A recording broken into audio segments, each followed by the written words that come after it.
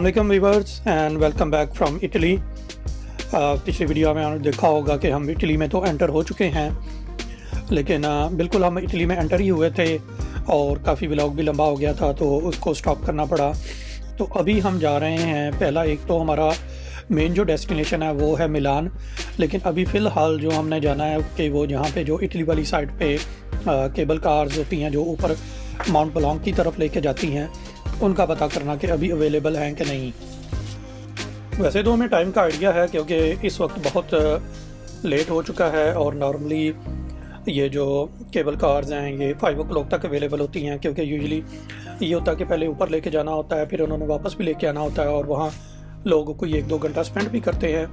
तो उस सब के हिसाब से इन्होंने टाइम रखा होता है कि ताकि वापसी भी आ सकें लोग इजीली डे लाइट में, और नाइट स्पेंड करने का ऊपर कोई ऐसा नहीं है, इसलिए वापस ही आना पड़ता है। तो लेट तो हम हो चुके हैं, लेकिन आइडिया भी है कि इस वक्त बहुत मुश्किल होगा, लेकिन फिर भी ये है कि एक दफ़ा जाके ज़रूर, आप आए हुए हैं तो एक दफ़ा जाके ज़रूर चेक करेंगे।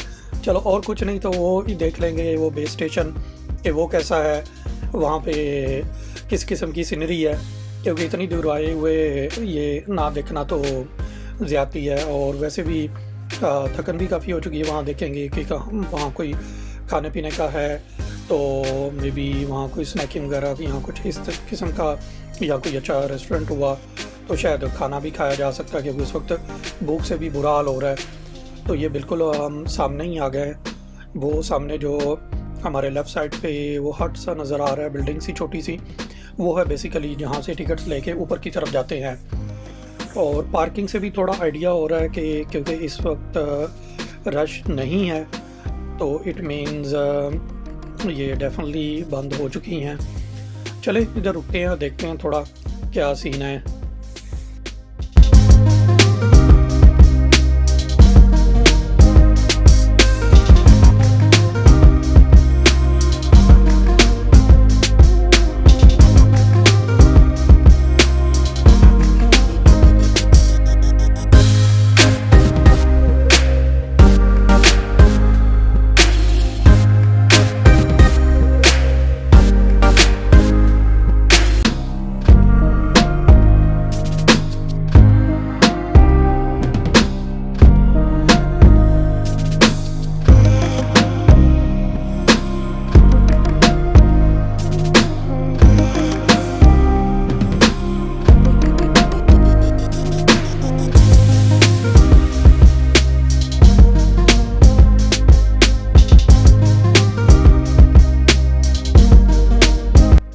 जी तो एज़ एक्सपेक्टेड सब कुछ बंद ही था।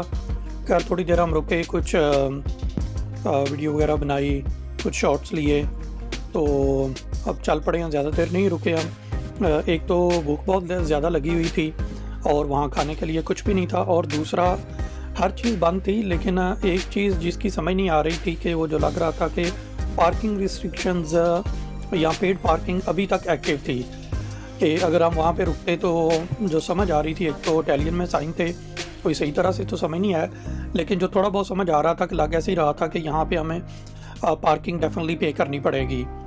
तो कोई मतलब ज़रूरत नहीं थी ज़्यादा टाइम उधर रुकने की, तो हम वहाँ से निकल पड़े हैं। एक तो ये चेक करें कि रास्ते में भी सीनरी, और जब से हम इटालियन साइड पे एंटर हुए हैं ना, फ्रांस साइड से छोड़ के, ये दोनों साइड पे आर्किटेक्ट स्टाइल बहुत ही काइंड ऑफ जैसे ऐसे किया हुआ है कि जो नेचुरल सीनरी के साथ बिल्कुल मर्ज हो रहा है। घरों का स्टाइल, हट्स, और कुछ आइडिया ये भी हो रहा है कि जिस तरह के ये घर बने हुए हैं कि ना, यहाँ सर्दियों में काफ़ी सर्दी होती होगी और स्नो भी होती होगी।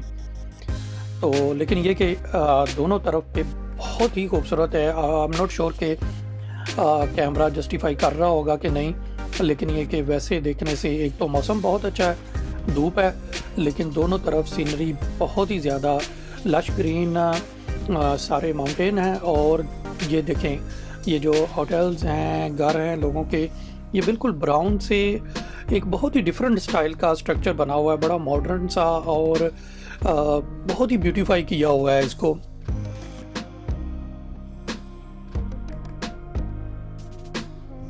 देखते जाएं दोनों साइड पे, क्या ही ज़बरदस्त सीन है। कि बंदा तो इधर रुक के ये चेक करे नीचे वैली की साइड पे क्या ज़बरदस्त है।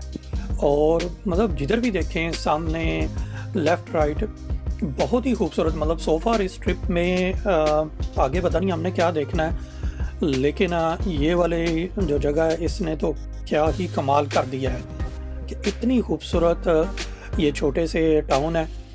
हाँ वैसे टाउन है, यहाँ पॉपुलेशन भी है, लेकिन हमें भूख भी लगी हुई है, लेकिन हम इधर टाउन में नहीं एंटर हो रहे क्योंकि गूगल से हमने चेक किया है। आई डोंट नो कि मे वहाँ पे जाएं तो हमें कोई अच्छी खाने की ऑप्शंस मिल जाए, लेकिन एज़ हमने गूगल से चेक किया है तो कोई इतना ख़ास स्पेशली कोई हलाल रेस्टोरेंट नज़र नहीं आ रहा था।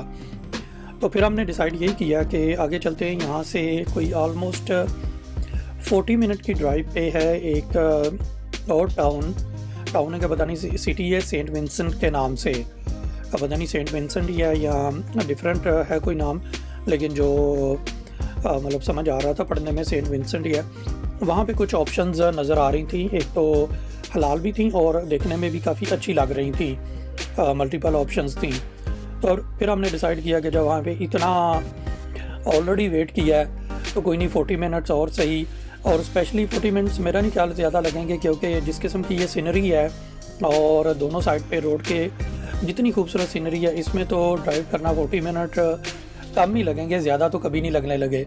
हाँ ये और बात है कि बुक की वजह से शायद थोड़े से मुश्किल हो जाए, लेकिन फिर भी सीनरी इतनी खूबसूरत है कि बिल्कुल फील नहीं हो रहा।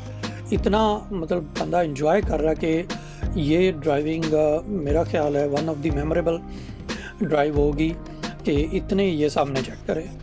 मेन के पीछे हम वो उस टाउन की उस जगह की तारीफ़ कर रहे थे, और ये है कि ये लगता है उससे भी बढ़ के है। एक से बढ़कर एक हमें सीन मिल रहे हैं अभी जब से हम इटली में एंटर हुए हैं कि एकदम से दुनिया ही चेंज हो गई है। पीछे खैर फ्रांस वाली साइड पे भी अच्छा था, लेकिन जब से इटली में एंटर हुए हैं ना तो ये तो लगता है किसी और दुनिया में ही आ गए हैं। बहुत ही खूबसूरत ये सारा। और दूसरा मेन चीज़ है कि इस चीज़ को जगह को उन्होंने और ब्यूटीफाई किया हुआ है कि जो बिल्डिंग स्ट्रक्चर्स जो आर्किटेक्ट स्टाइल है उसको इस तरीके से किया हुआ है कि वो और उस नेचुरल ब्यूटी को इन्हांस ही कर रहा है, उसको कम नहीं कर रहा।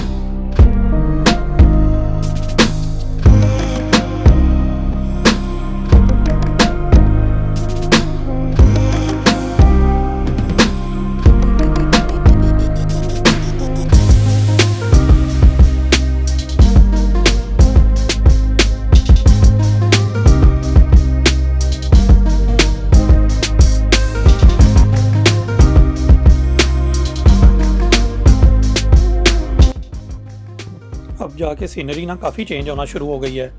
मीन कि अभी वो उस तरह के लश ग्रीन माउंटेन या जिस किस्म की वो एक टूरिस्ट स्पॉट्स लग रहे थे वो अब एकदम से ख़त्म हो गए हैं। 1-2 टनल ही हमने क्रॉस की हैं और ले जी चेक करें, मतलब वो कह रहे थे कि सीनरी इतनी खूबसूरत नहीं रही, उसको मज़ीद मज़ा ख़राब करने के लिए सामने यहाँ पे एज़ यूजुअल मोटरवे का पहला टोल इटली का भी आ गया है। पहले हम सोचा था कि फिर शायद फ्रांस से निकल आए हैं तो इनसे जान छूट जाएगी, लेकिन ये जान नहीं छूटती। मतलब यहाँ तो बंदा टोल पे कर कर के ही ना बुरा हाल हो जाए। अब यहाँ पे देखते हैं क्या बनता है, कितना चार्ज करते हैं, लेकिन फ़िलहाल यहाँ से तो हमने वही टिकट ही लेनी पड़ेगी। टिकट ले लिए, अब बाकी आगे जाके देखेंगे। जहाँ ये इस मोटरवे तो नहीं लग रही, छोटा सा रोड ही है, लेकिन खैर जहाँ से एग्ज़िट करना होगा तो वहाँ पे देखेंगे कि क्या चार्ज करते हैं। आई होप कि इतना एक्सपेंसिव ना हो कि जितना फ्रांस में एक्सपेंसिव था। खैर ये साइडों पे चेक करें कि सीनरी तो अभी भी काफ़ी अच्छी है, खूबसूरत है, लेकिन ऑब्वियसली जो हम पीछे देख रहे हैं ना उसके बाद तो लग रहा है कि कुछ और उतना शायद खूबसूरत हो ही नहीं सकता, कि वो रीजन तो बहुत ही ज़्यादा अमेजिंग, मतलब क्या जितना भी उसकी तारीफ़ की जाए कम है, कि इतना ज़बरदस्त था। अभी काफ़ी चेंज हो गया है, स्पेशली जो माउंटेन टॉप्स हैं वो तो उधर ये था कि माउंटेन टॉप्स भी ग्रीन थी, यहाँ पे थोड़ी ब्राउन नज़र आ रही हैं। फ्री के साइडों से देखा जाए कि उस तरह की आर्किटेक्ट स्टाइल नहीं है, पॉपुलेशन उस तरह की नहीं है, थोड़ा एक डल सा आ गया है सीनरी में ना, डलपन सा। तो लेकिन ये कि नो डाउट अभी भी स्टिल अगर हम कंपेयर करें बहुत से एरिया से तो ये चेक करें कि बहुत ही खूबसूरत है। इसको भी अगर एंजॉय करना चाहें तो बहुत ज़बरदस्त एरिया है अभी। तो चलें इसको साथ साथ एंजॉय करते हैं और चलते हैं अपनी पहली डेस्टिनेशन जो कि सेंट विंसेंट है। अभी तो बिल्कुल थोड़ा सा ही रह गया, अबाउट 20 मिनट्स शायद रह गया, तो वहाँ से जाके सबसे पहले तो लंच कम डिनर करते हैं और फिर आगे का प्लान करते हैं कि आगे हमने कैसा जाना है। और वैसे वो भी एक सरप्राइजिंग सा टाउन है, हमें नहीं पता कि कैसा है, कोई छोटा सा टाउन है, बड़ा है या किस तरह का है, तो वो भी थोड़ा सा हम देखेंगे।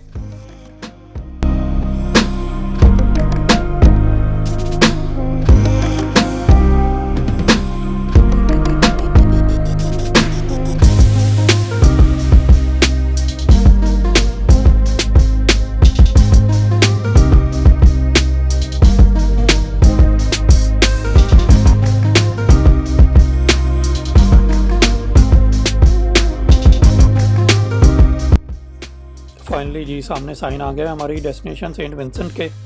तो अभी यहाँ से हम एग्ज़िट लेते हैं और देखते हैं कि यहाँ पे टोल है, पे करना पड़ता है कि शायद बचत हो जाए। वैसे हो तो नहीं सकता कैसा ना हो, ये दूसरी साइड पे तो लग रहा है कि टोल वो है, तो डेफिनेटली यहाँ पे उतरते हुए भी होगा। तो टोल पे करते हैं और चलते हैं इस टाउन की तरफ और वहाँ पे देखते हैं कि हमारा जो हमने एग्ज़िट लिया है क्या वर्थ करता है कि कहीं डिसअपॉइंटमेंट ही होती है। ये तो खैर हम जाके आगे ही देखते हैं और कैसा एक्सपीरियंस होता है वो भी आप लोगों के साथ शेयर करते हैं।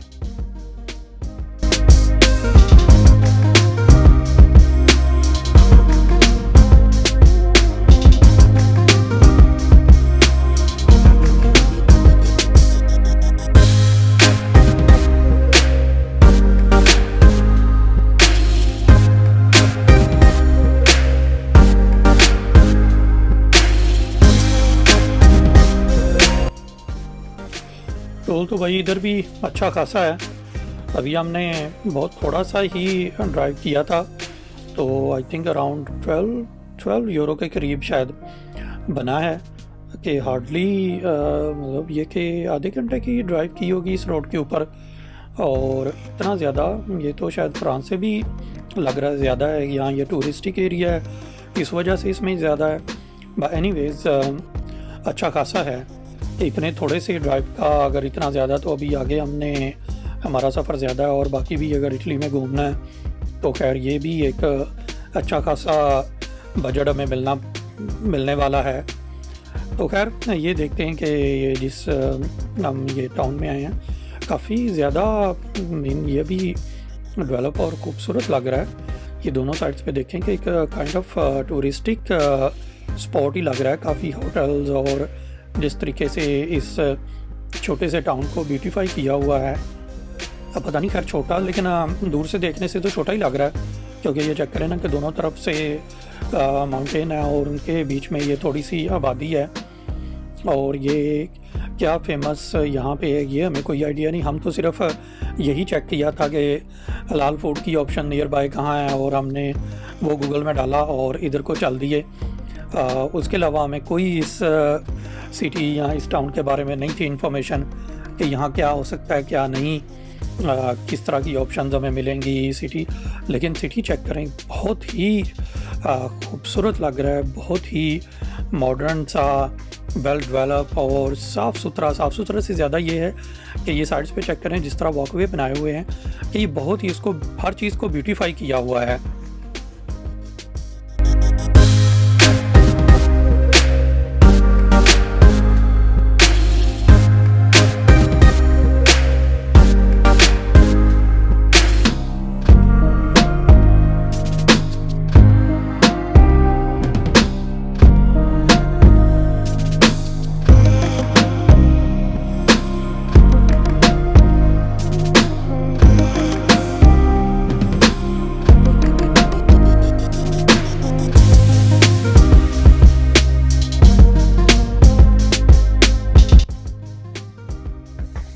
ऐसे लग रहा है कि जैसे मॉडर्न और हिस्टोरिक का एक कम्बिनेशन सा बनाया हुआ है कि नीचे जो रोड है वो वही टाइलों वाला है, और जो बिल्डिंग्स हैं उनमें कुछ तो वो हिस्टोरिक सा टच आ रहा है, कुछ में बहुत ही मॉडर्न सा। अच्छा, ये वाला है जो हमारा जिसमें जो राइट साइड पे था, जो रेस्टोरेंट हमने ढूंढा था, तो देखने में तो काफ़ी अच्छा लग रहा है। लेकिन सबसे पहली बात है कि यहाँ पे पार्किंग तो नहीं नज़र आ रही। वो सामने आगे पार्किंग का साइन है, तो कहीं सिक्योर सी जगह पे गाड़ी पार्क की जाए।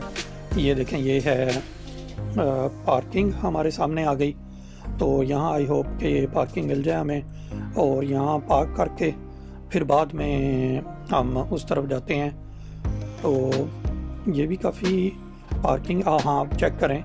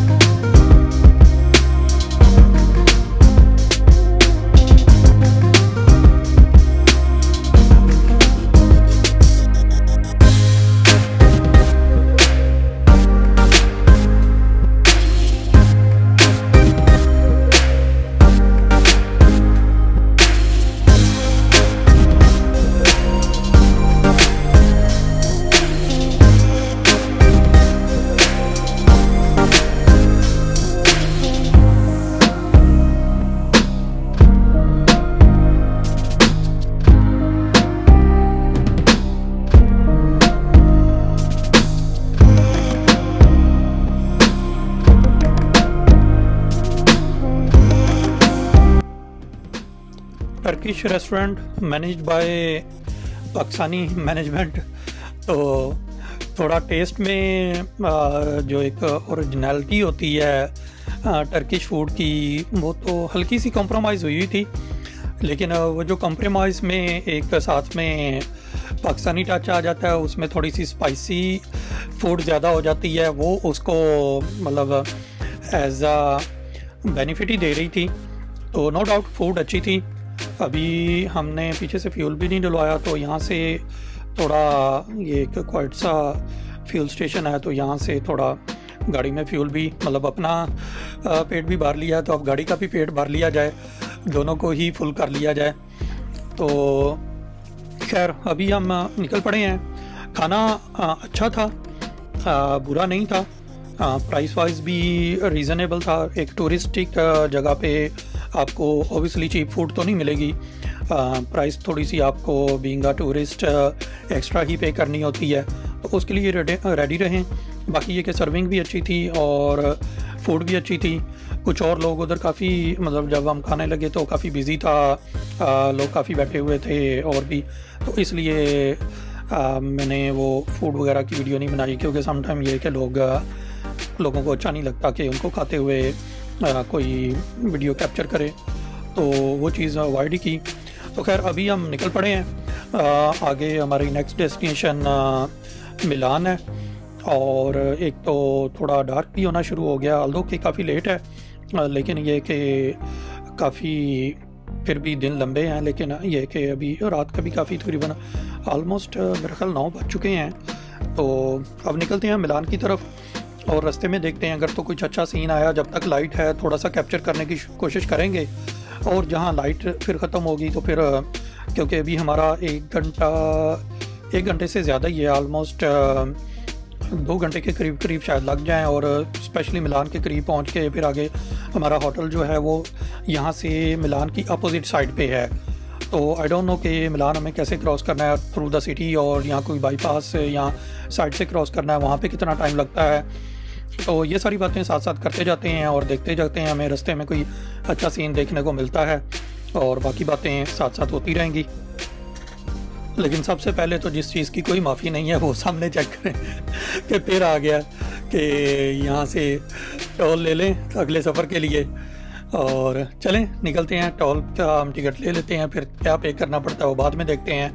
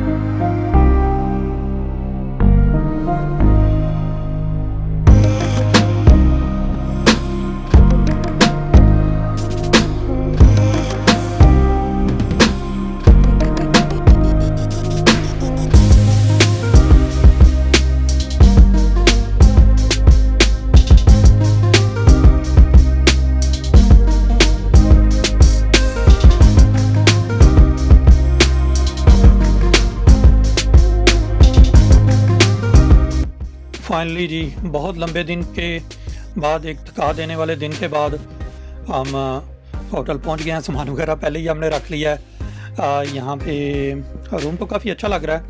ये वो हैं सोफ़ाज़, मतलब बच्चों के लिए उनको बेड बनाया हुआ है, और ये मेन बेड है।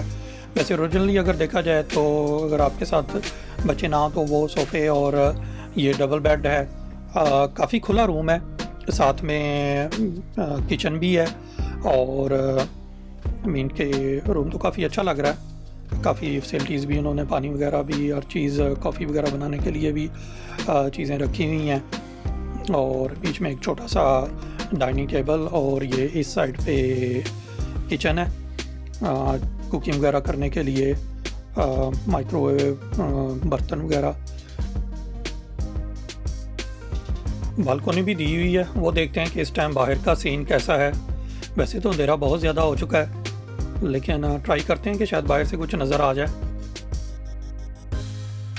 बाहर तो अंधेरे में कुछ नहीं नज़र आ रहा था, अंदर ही देखते हैं। ऊपर से ये बिल्कुल आउटसाइड है सिटी पे, तो पता नहीं दूसरी साइड पे क्या जंगल है क्या है, वो तो दिन के टाइम ही देखेंगे कैसा नज़र आता है। टॉयलेट भी बहुत ही खुला है, ग्रिल वगैरह भी दी हुई है। इधर भी एक छोटी सी बालकनी है, लेकिन एज़ यूजुअल अंधेरा है, कुछ नज़र नहीं आ रहा। तो चलें, मिलते हैं आपसे अगले व्लॉग में। टेक केयर, अपना ख्याल रखिएगा।